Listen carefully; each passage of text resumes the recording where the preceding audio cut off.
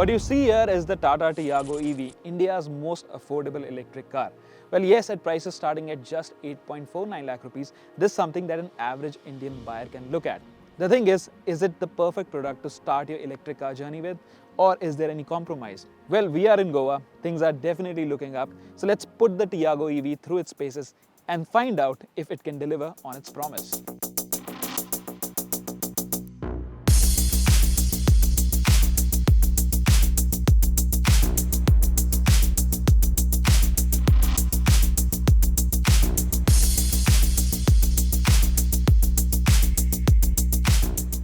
On the outside, there's no mistaking the Tiago EV for anything else because it doesn't look all that different from its regular counterpart. But to mark its green credentials, it's got some unique exterior elements. Like the grille here is completely blanked off for obvious reasons, and you'll also notice light blue accents along with EV badges all around the vehicle. The model you see here is the top spec variant, so it gets blacked out ORVMs, a black roof and 14-inch hyper style wheels. Now these aren't alloy wheels in case you're wondering. There are some funky color options on offer such as teal blue, midnight plum and tropical mist. Overall, the Tiago EV is a good looking hatchback, but it doesn't look remarkably modern or futuristic.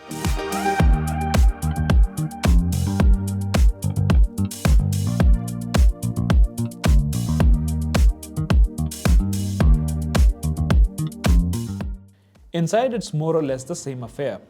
The cabin layout and dashboard design are similar to the regular Tiago, but there are some crucial changes. The top-end trim gets leatherette upholstery that looks and feels quite premium, while the gear lever is replaced by a rotary dial. Now, it does look cool, but I find it to be a little fidgety to operate as it's got some lag and doesn't feel natural to use. On the center console, you have quick access buttons, including the ones to increase or decrease brake region levels.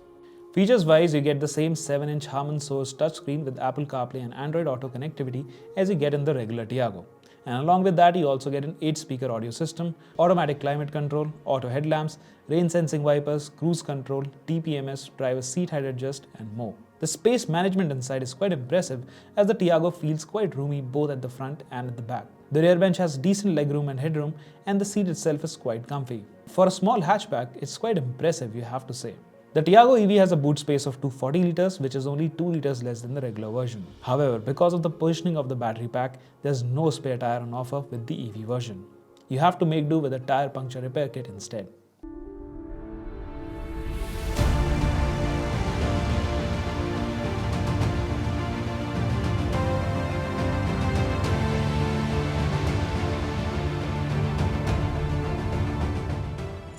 There are two battery pack options with the Tiago EV. First is the medium, which is a smaller battery, and then there's this one, which is the bigger one. It's called the long range version. So this one is a 24 kilowatt hour battery pack, whereas the small one has a 19.2 kilowatt hour battery pack. So in terms of range, this one has a claimed range of 315 kilometers, whereas the smaller battery, which is the medium one, it has a claimed range of around 250 kilometers. Now, performance-wise, the motor in this produces more power, as in it's rated at 55 kilowatts, which translates to around 74 bhp, and it produces 114 Newton meters of torque. The smaller one in comparison produces 45 kilowatt, that is around 60 bhp, and it has 110 Newton meters of torque. Now let's talk about real world performance. So in this video, we are of course going to be concentrating on the long range version. In terms of performance, Tata claims this can do 0 to 60 in 5.7 seconds in sport mode. I forgot to mention actually, both these cars come with two modes. One is city and one is sport. City is your default mode, whereas sports is where you get the maximum performance. So in sports mode, the performance is not earth shattering in that sense.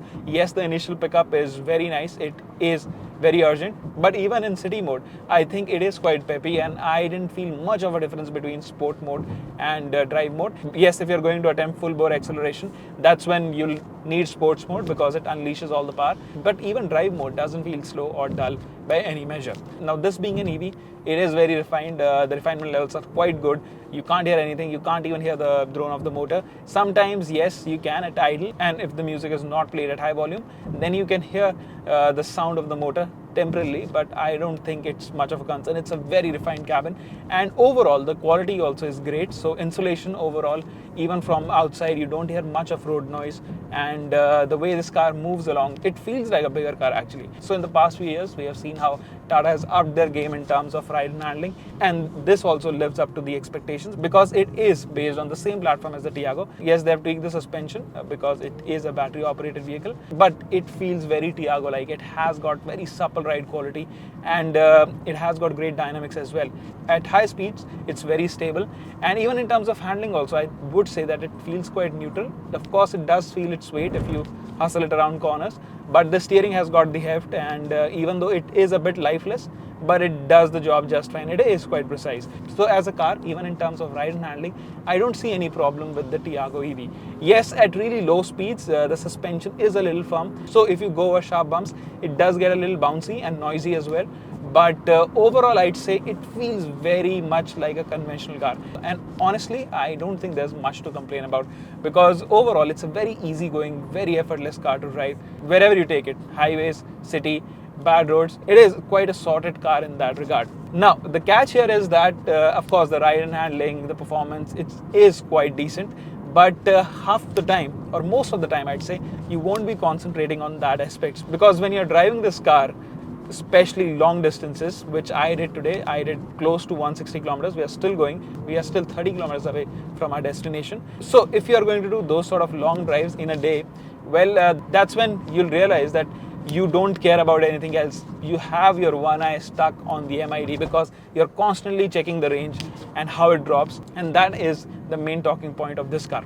Now, let me explain that to you in detail. So this one is the long range version. So it has an ARAI certified range of around 317 kilometers.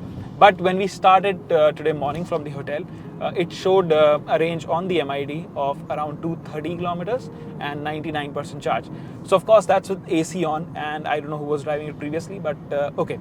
I picked the car and then we started our journey, and we did, like I said, 160 kilometers. So it was 90 kilometers one way, our shoot location. So early morning when we left, the range was, like I said, 99%, and it was mixed driving conditions. So we had highways where we maintained speeds of around 80-90 kilometers per hour, not more than that. And then we also had some moderate Monday traffic. So overall, I think in the first half, the range dropped quite significantly, as in we started with 223, but by the time we reached our location, it dropped to just 100 kilometers. So that was a significant drop. So while coming back, I had to change my strategy. I couldn't go all out. And then I started driving very conservatively. That means I kept it limited to 60 kilometers per hour, and when there's traffic, I was very light with my inputs, and I had maximum region on. This has got 4 modes, including level 0, which is basically when you lift off, it goes along. But level 3 is the most aggressive, and I think it is quite well tuned, and it increases the range fair bit. If not increase, it actually maintains the range. So like when I was coming back,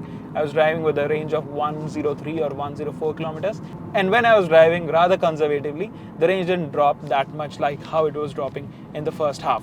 So now you might ask, what defines conservative driving? Let me explain it to you. So basically the AC was turned off, no music system. So even on the highway, I was maintaining 60 kilometers per hour. So that is when the range drops predictably, as in it matches what's shown on the MID as well as what's claimed by Tata.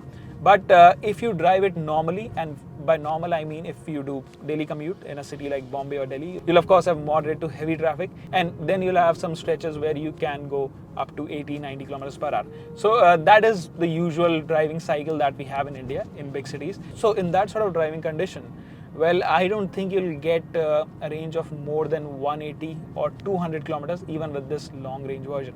So that is the catch, because this has a bigger battery pack, but I don't think in regular driving conditions, if you drive normally, you're not going to get more than 200 kilometers of range. And even then you have to be a little careful. But yeah, if you want to maximize the range, well, then you have to sacrifice some of your comfort. You have to sacrifice the performance. I don't think it makes sense. It is a compromise. You want an electric car that can do it all.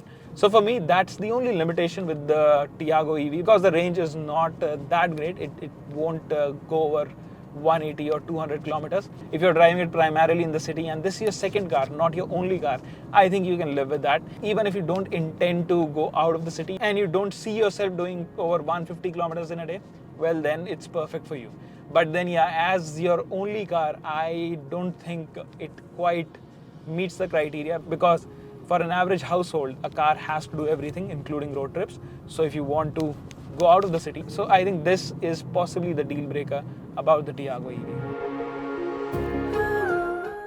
Charging time for the Tiago EV varies from 57 minutes to 6 hours depending on the kind of charger you are using.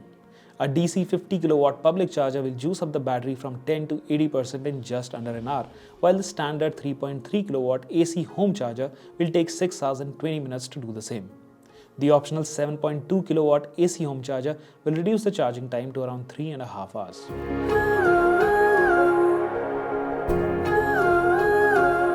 To sum it up, let's quickly go through the pros and cons of the Tiago EV. Now let's start with the positives. What works in its favor is its size. It's the perfect city car. It is small. It is very fun to drive. It is quite nippy in the town. And the performance it packs, it is quite brisk. So you love driving this car in the city. You've got great visibility. The ride and handling balance is absolutely spot on. And it feels like a Tata car. It's very well built as well. It's based on the regular Tiago. So that means it has the same frame which has a global NCAP rating of 4 stars. So on that front also, it is quite safe and it feels very sturdy. Now the other thing is its price. It isn't quite cheap, but of course the fact remains it is the most affordable electric car that you can buy in the country. Under 10 lakh rupees you can get the Tiago EV. So if you are looking for that perfect city roundabout that comes with zero tailpipe emissions, I think you can't do better than that, because I think it is absolutely perfect in that respect. Now what doesn't work in its favor? Well, first things first, of course the range. I think under 200 kilometers of range it is a bit of a limitation, especially if this is your only car.